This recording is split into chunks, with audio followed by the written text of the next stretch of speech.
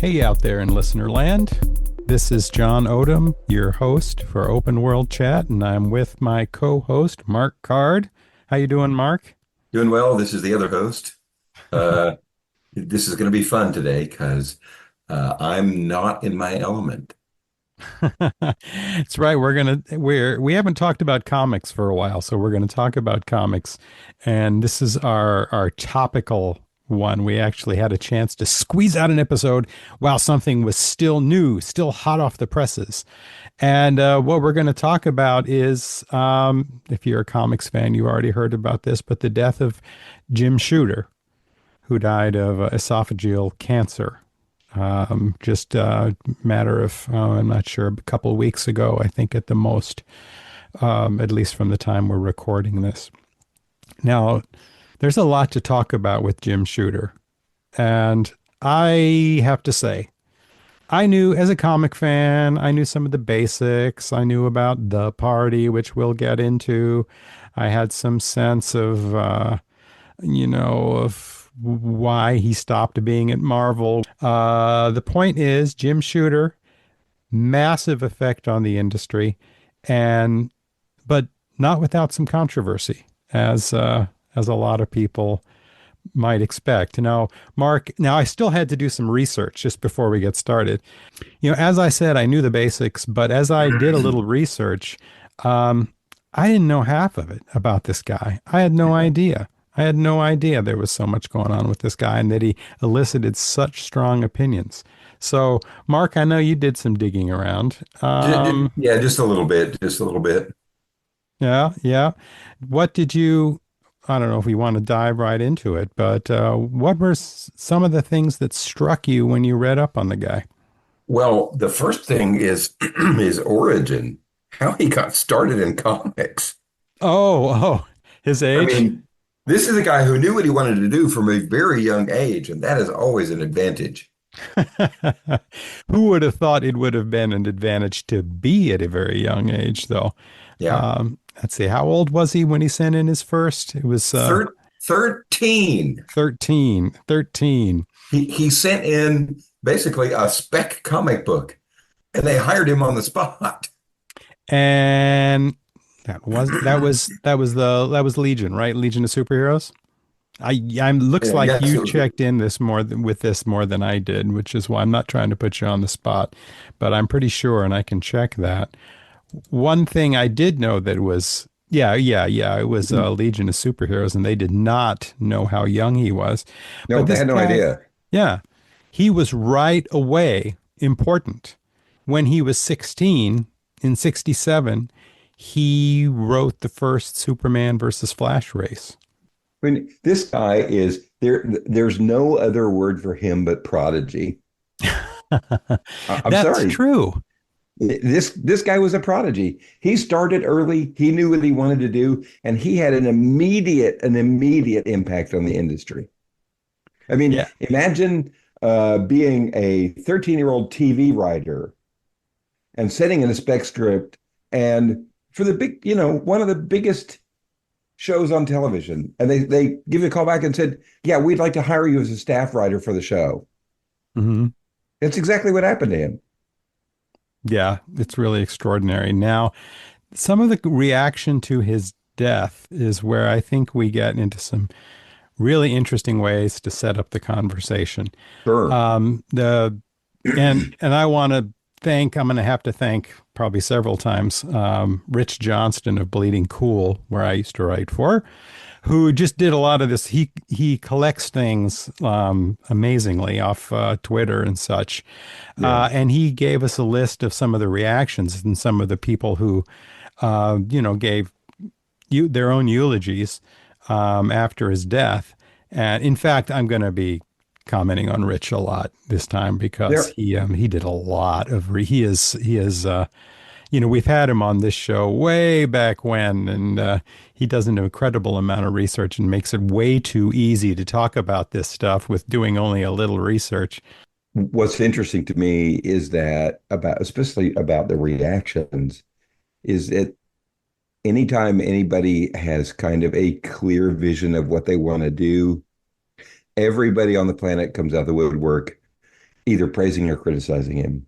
Hmm. And what I think is interesting, and what I found to be of note here is even people who didn't work with, I mean, did not work well with him, praised him on his death. Even people who didn't get along with him understood the contribution he made. Yeah, In that although way, go ahead. it's interesting you didn't hear from as many of him as I would have thought, many of them, rather. Yes, yeah, And the positive ones, you've got some really big names. You've got Mark Waid, nicest guy in comics, Paul Levitz, Rob Liefeld. I mean, I'm yeah. just going through the list of some of these folks. Jim Lee, who came out, Walt Simonson, good Lord. I'm going down the list here, and Walt Simonson is one of my very favorite creators, which is why I went good Lord. But they all were just gushing. And the one I want to highlight is one that, Rich did not find. And that's because I was thinking, it was interesting. It was maybe a little more, gave you a little hint about the controversy of this guy. And that's Jim Yeah, Starlin. Jim Starlin, big creator, created Thanos for one, among many other things, and did his own stuff. He did Dreadstar. But anyways, so Jim Starlin, he says on Facebook, he talks about his longtime friend Jim Shooter's passed away, and already the internet trolls are picking away at his legacy. Normally, I'm not one for airing my feelings in public, but some things just can't be ignored.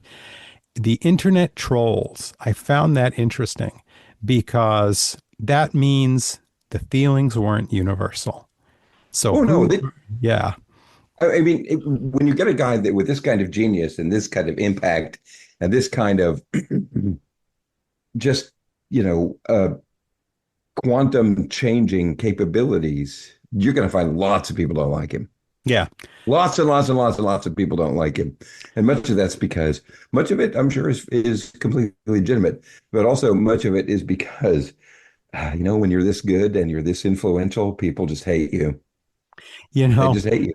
it's so interesting that, as you said, this is a little more my field than yours. Right. And we both had to do some research into him. And what you found really left the impression of a genius. And I'm trying to decide whether I agree with you or not. And I think I do. I think I would call Jim Shooter a genius. Yeah. I I think mean, I'm that's not fair. really, I don't throw that word around easily because it's overused. And there are people who are really good at what they do, and then there are people who completely and totally transform what they do. And I think he's really done that here. I think he's a guy that, is and boy, Stanley would never think he's a genius. He'd tell you he was, but he wouldn't really mean it. Well, he was certainly the most consequential Marvel editor since Stan Lee, and you could Yeah. argue he may still be. But of course, what's interesting is they let him go, and they Yeah. let him go because of all the conflicts he had with the creative folks. So you've got this huge list of creators who rave about him in their remembrances, but then clearly they didn't all like him, even though he did some work to help, bring in a little more money for the creators. I think they had the opportunity to buy into health insurance, even, which they didn't have before. So he did a lot for the creators. So it raises that question: what was the problem? You know? Yeah. Well, the thing is, this is what I call the Muhammad Ali effect. Muhammad Ali died. You and I were around when Muhammad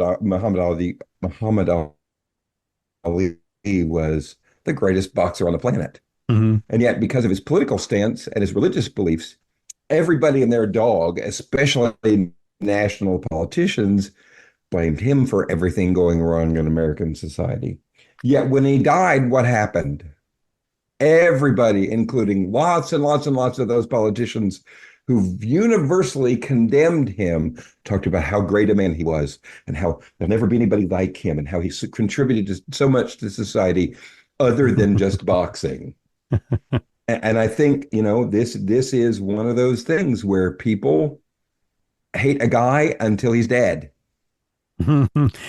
Well, that might be true, actually. That's interesting, but it's also interesting to compare him to Muhammad Ali and Muhammad Ali's political um, issues Yeah, because,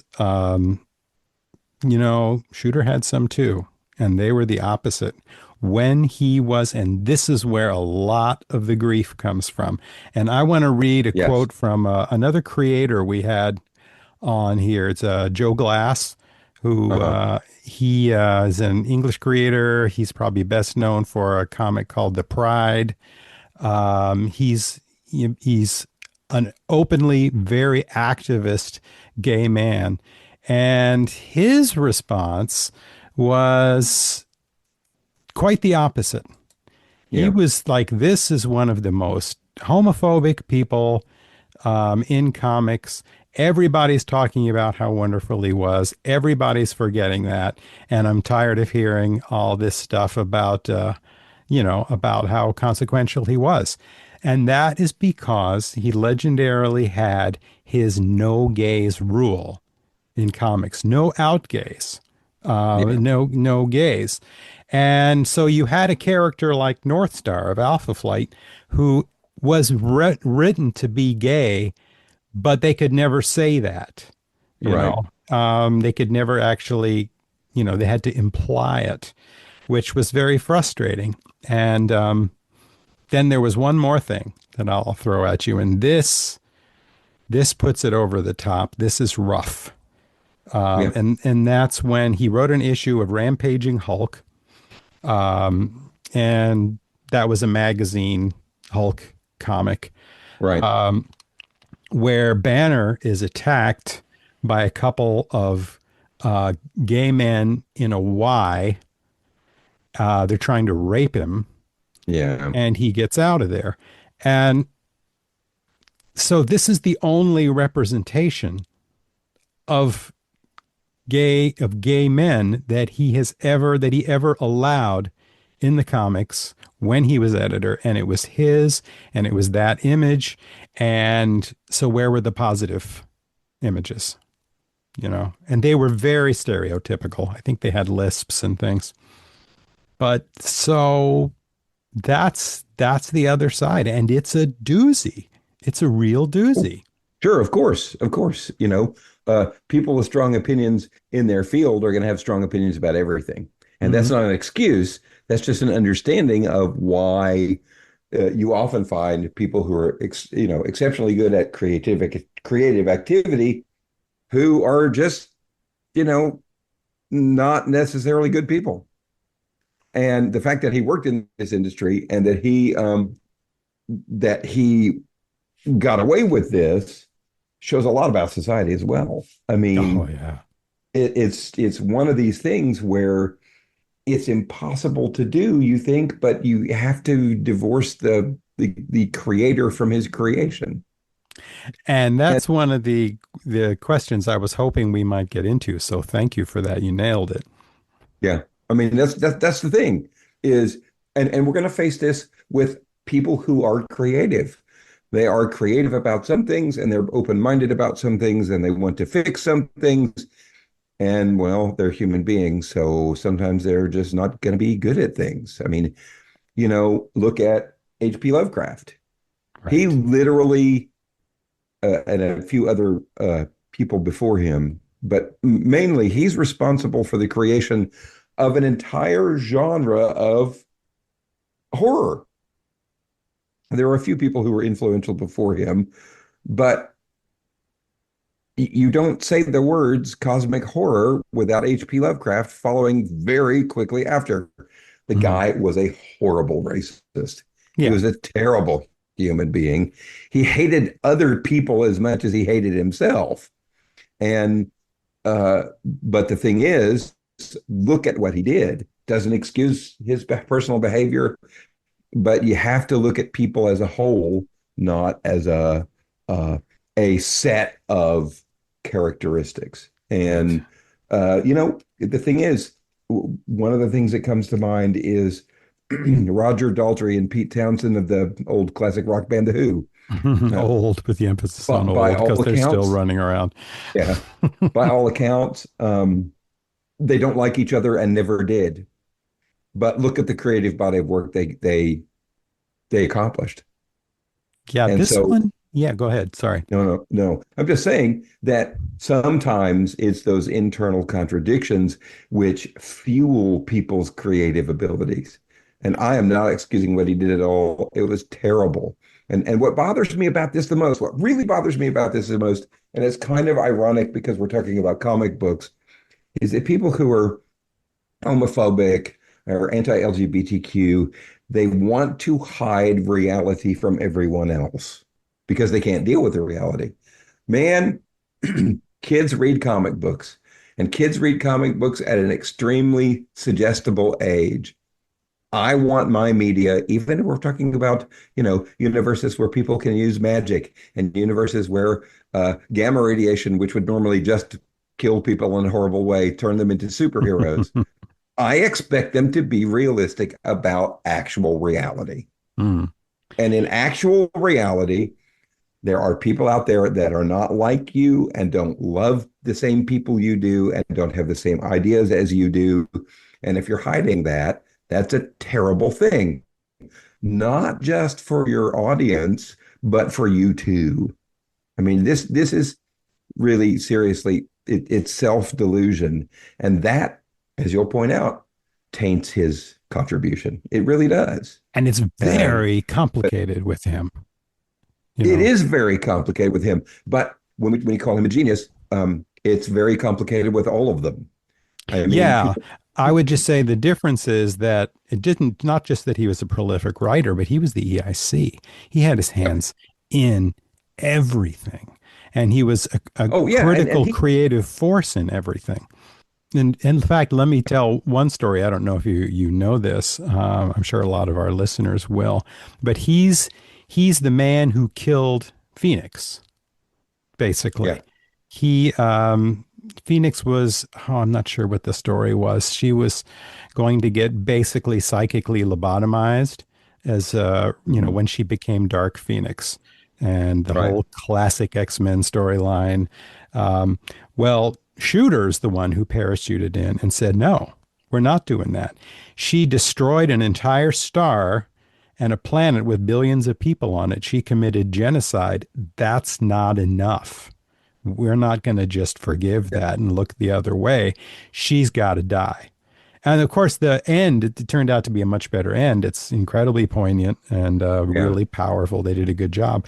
But that's the kind of thing. And that's the kind of thing that would piss off creators so much, including, the X-Men at the time was written by John Byrne and Chris Claremont. And they're two of the folks who you didn't see positive comments from, even though right. all those comments, they don't mention any of the moral question. They just kind of love him, and it's just so interesting.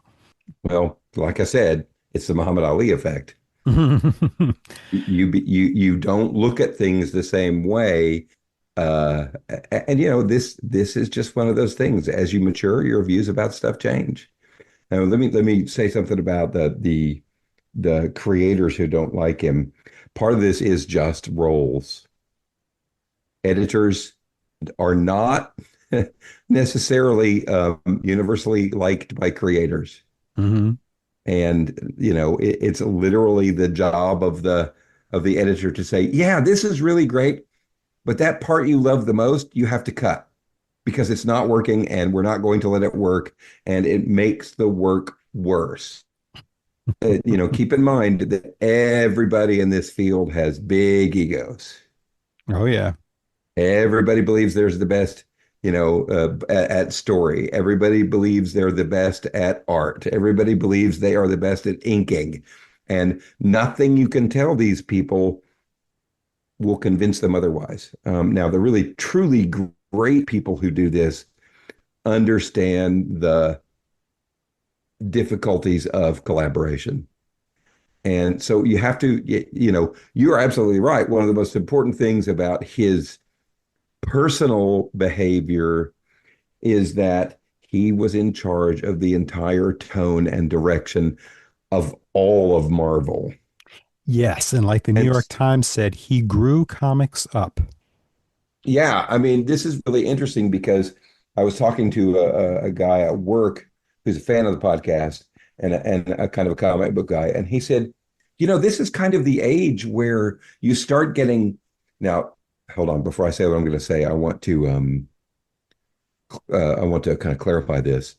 Uh, Stanley is really the guy I think who introduced at a broader level social.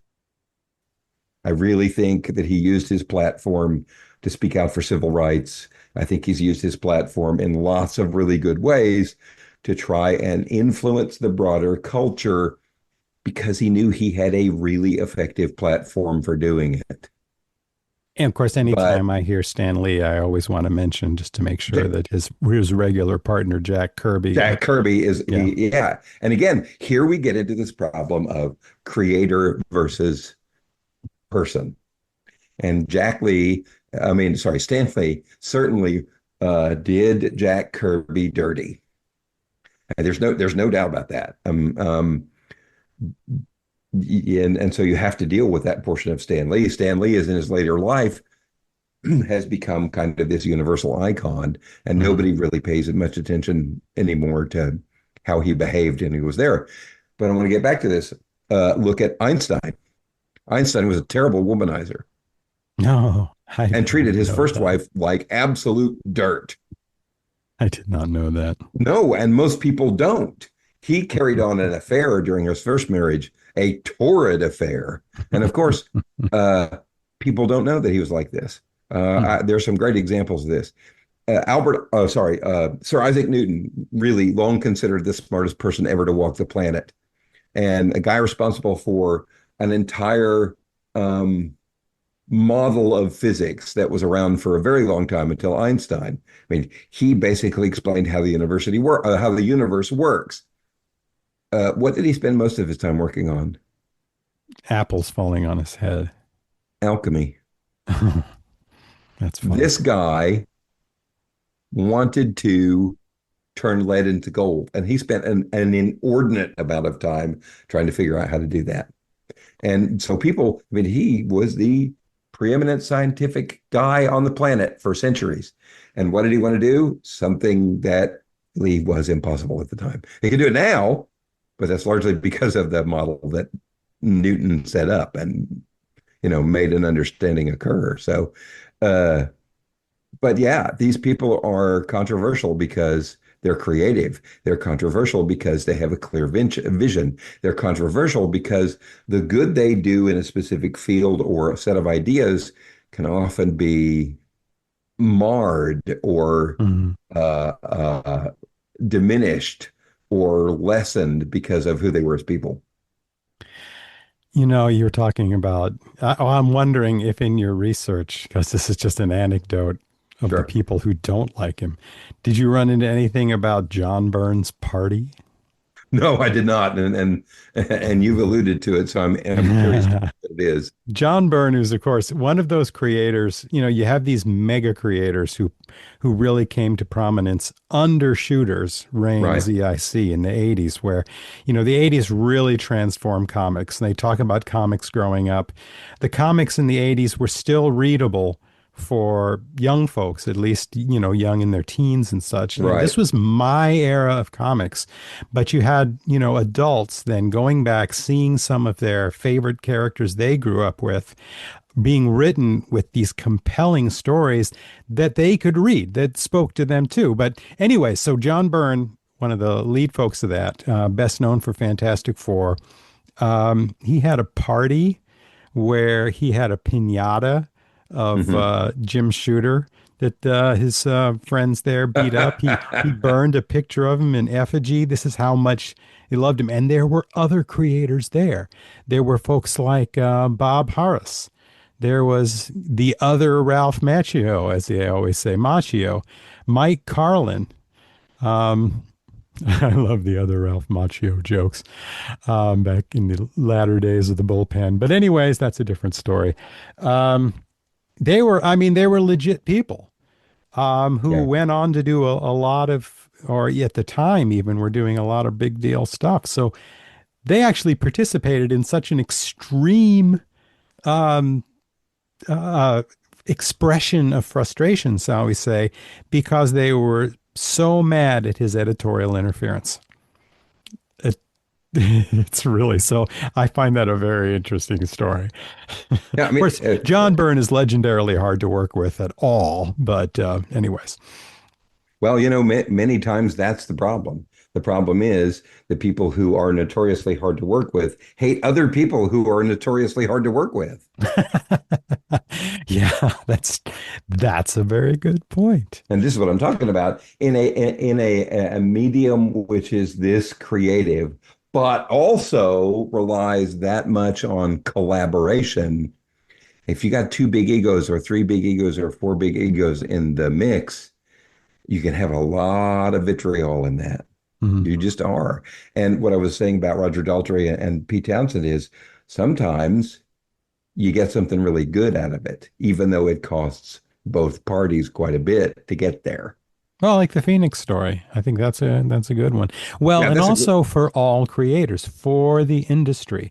The effect he had on the industry was so good, and I want to make sure we don't gloss over the effect he had on merchandising.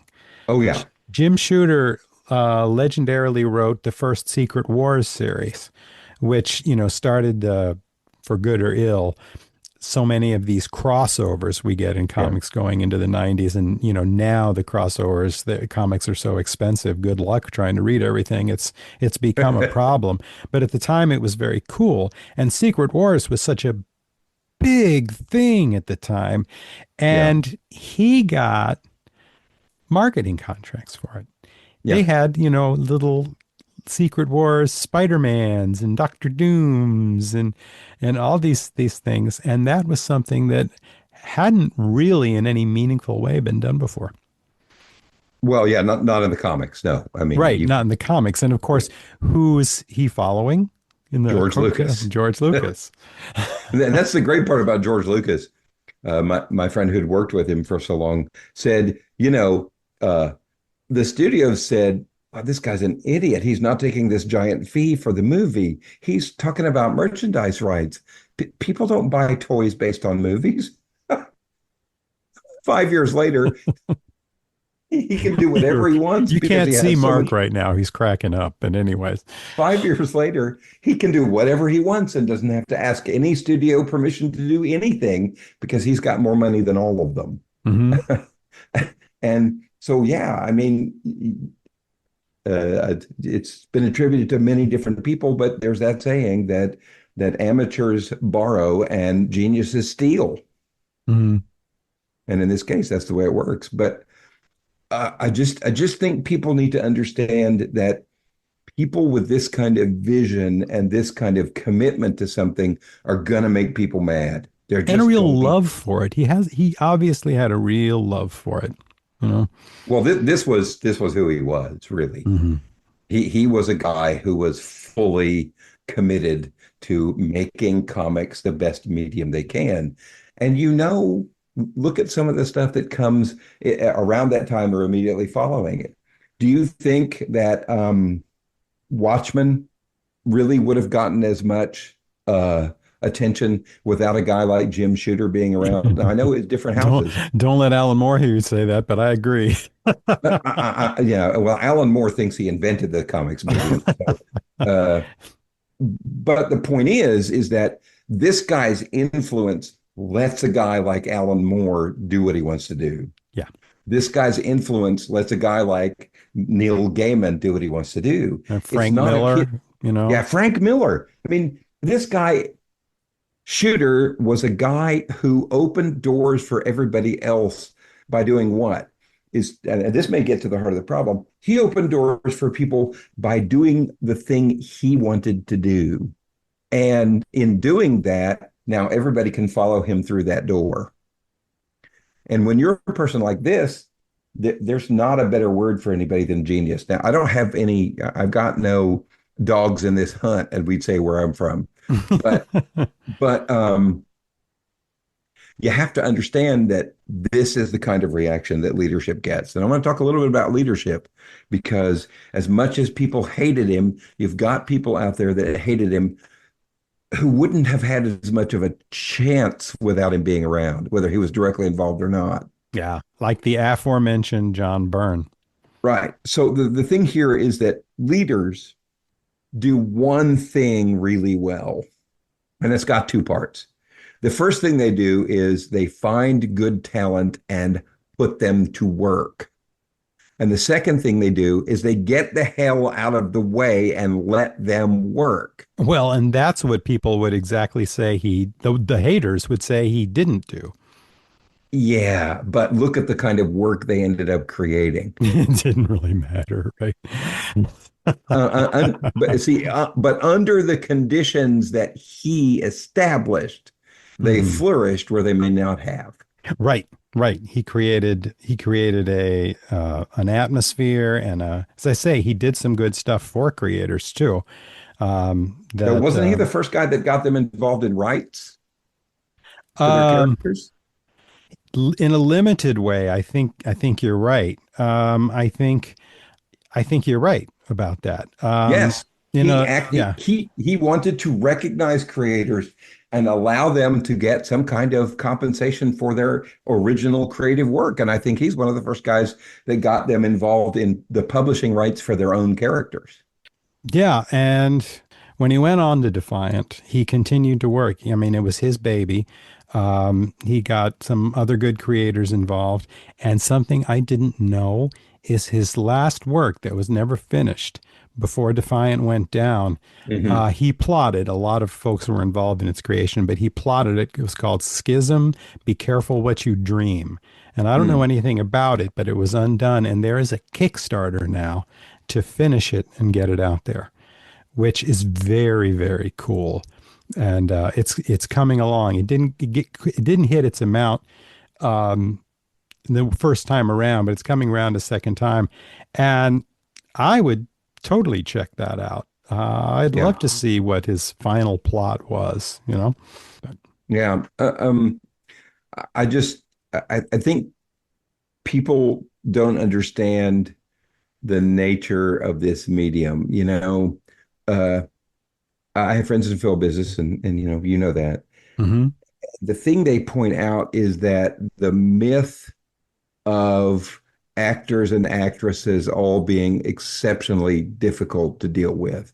And you've heard all these legendary stories. Marilyn Monroe is a great example. And people get a reputation for being very, very difficult to deal with. But the fact is, to get to a place like George Clooney and Julia Roberts and Tom Cruise is you can't be that difficult to work with because if you piss off the makeup people, you're never going to look good. If you make the electricians and the lighting people feel stupid and small, you're never going to look good in another movie again. And uh, comic I mean, you're not just talking about the people who come up with the ideas. You're talking about, uh, colorists. You're talking about inkers. You're talking about people who do the artwork.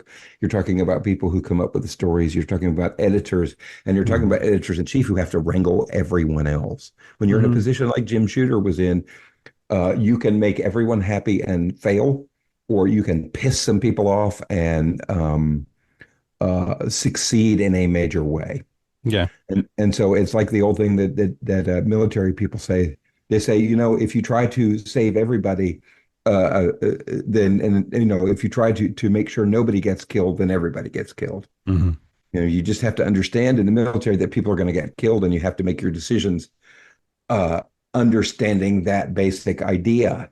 Because if you don't, nobody's going to survive. Mhm.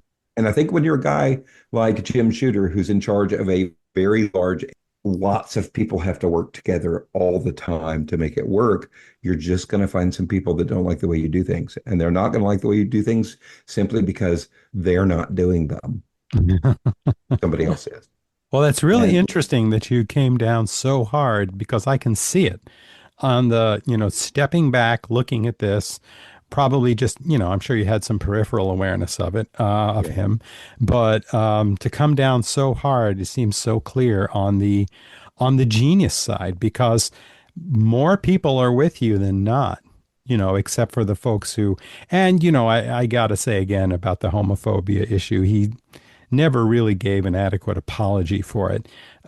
He just says he sort of wish he'd done it differently. But for the most part, folks are right there with you, I you mean, know? you're always going to have someone who's a person who has a clear, committed vision and lots of influence because of that vision. And I'm not exonerating him from his bad stuff. No, of course you're not. No. Let's talk about something else that geniuses have a problem with. And this is what I just call the genius trap. There's another book out there, and I haven't read it. And she might have come up with this independently, but I have not read anything she said. Here's the problem with people who are real geniuses. They come to believe that because they are a genius in one specific field, that genius applies to all fields. The smartest person in the room effect. Yeah. And the thing is, um, I don't know who said this, and I can't remember. I'm sure somebody will point it out, but there's somebody very famous who said, "If you are the smartest person in the room, you're in the wrong room." That's funny because I always say you're never, anytime you think you're the smartest person in the room, you probably aren't. Right. But But that's maybe that isn't allowing for actual geniuses.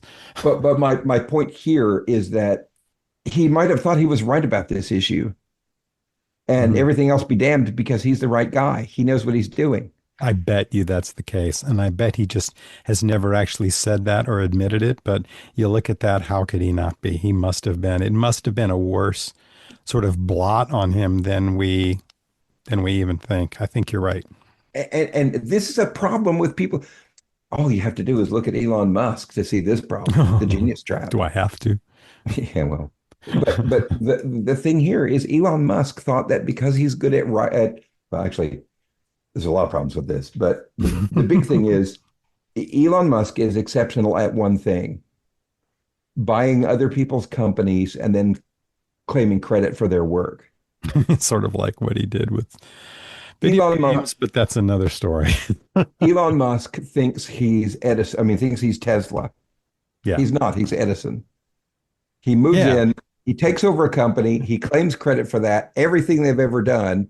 And then, and what happened? What happened is when he got involved in government, he thought, I can do this, so government should be easy.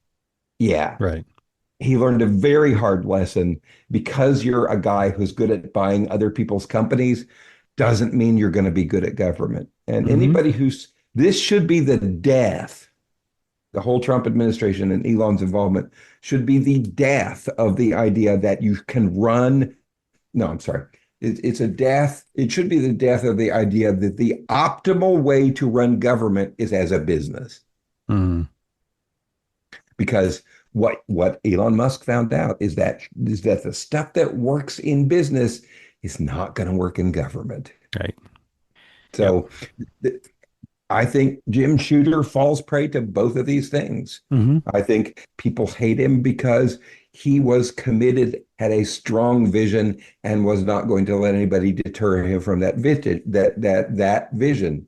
I think a lot of people hated him because he thought he was a genius, and he thought he was a genius in everything. And And he was so, very tall. Everybody, every yeah, time, every one of these remembrances, right off the bat, they talk about how big he was. It's like, wow, are all comics creators short? Why did this leave such an impression? well, here's Anyway. here's what I find remarkable about that.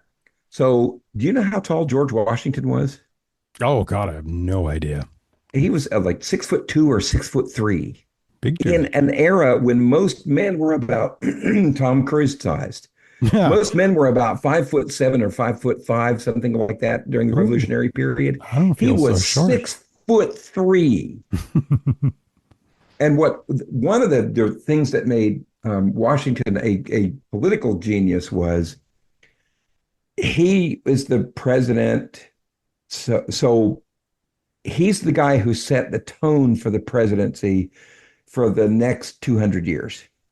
And one of the things that he made sure to never do was be uh, seen in public once he was president in military uniform. And the That's reason interesting. why is you've got this giant man, usually on top of a horse, who's physically dominant around everyone else there is.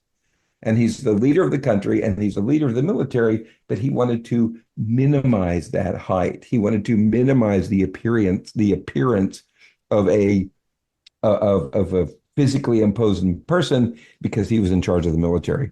And Mhm. they wanted to emphasize the old Roman ideal of civilian control of the military. And so when you've got a former general who's bigger than everyone on the planet as president, then he kind of played that down. And I think that plays a part here. I think that, you know, what happens is when you are this dominant in the world of ideas and you are a very large person, then it can impose your ideas even more on people, and people don't like that.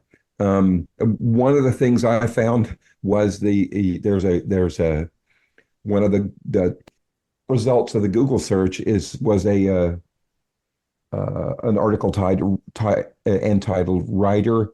So is Jim Shooter, writer, creator, large mammal.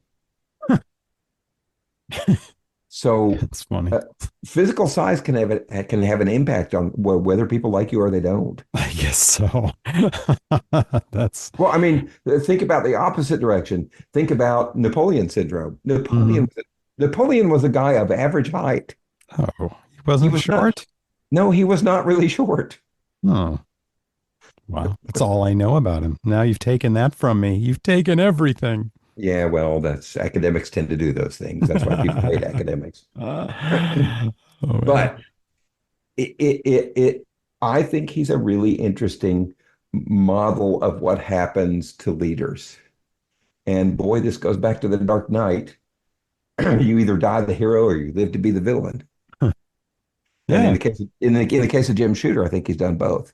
Yeah. Yeah. No, I think that's a good quote to end on. Well, this has been a really interesting conversation.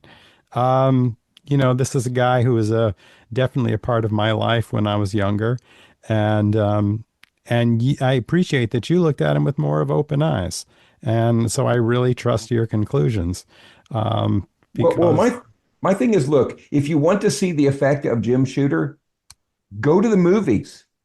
These MCU movies don't exist without his influence. oh well, that's true because They, they're all the creators are all fans of the comics. They're all these Gen X creators who were reading the comics and their favorite comics were the ones that were being produced under his under his leadership. yeah, Yep. yeah. All the stories you are seeing now 50 feet high and 100 feet wide on the screen in a dark room are a direct result of his effect.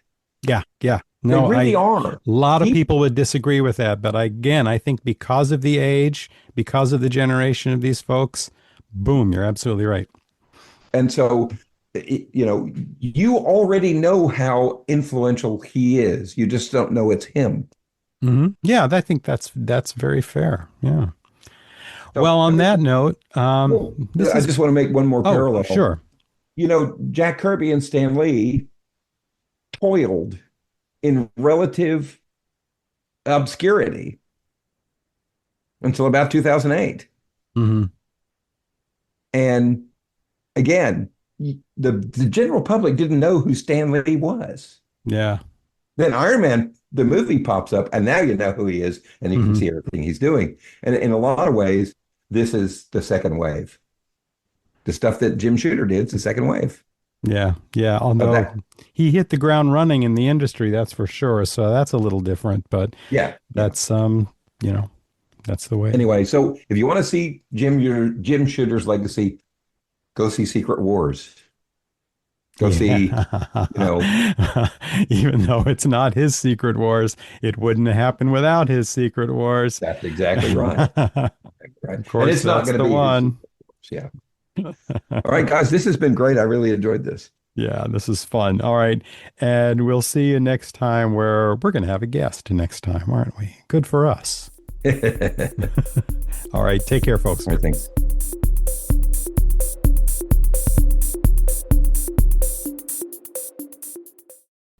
Our theme music is by Christopher Piatek.